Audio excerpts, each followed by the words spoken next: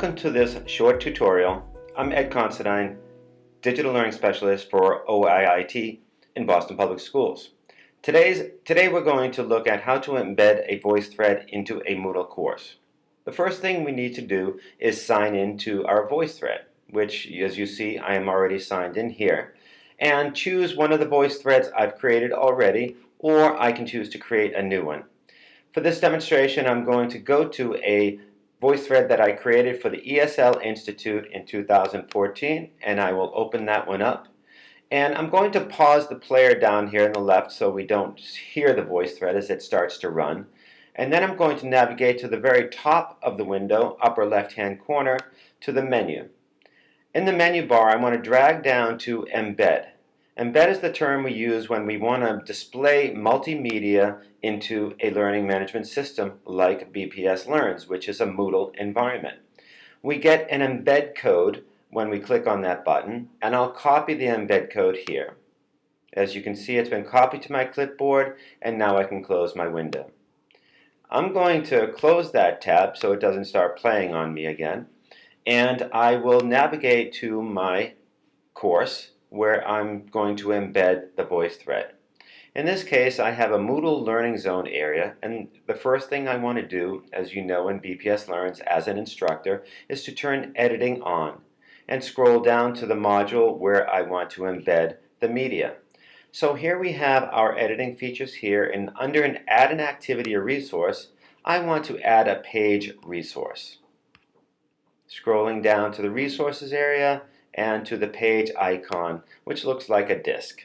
I'm going to add that icon to the Moodle environment and give it a name, and I will name it VoiceThread. And I'll scroll down and give it another description, and for this sake I'll just say VoiceThread assignment. And when I go down to the content area, this is the page content where I'm going to embed the VoiceThread code. Now, your page content window might look like this, very simple menu, but you can expand that menu when you hit that box in the upper left-hand corner.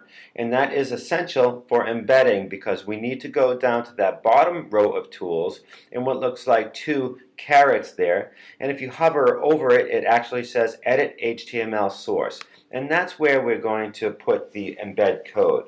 Since it's already copied to my editor, all I need to do is go to paste it, Command V or Edit Paste, and now the VoiceThread is embedded. I click Update to save it, and now I can save and return to course.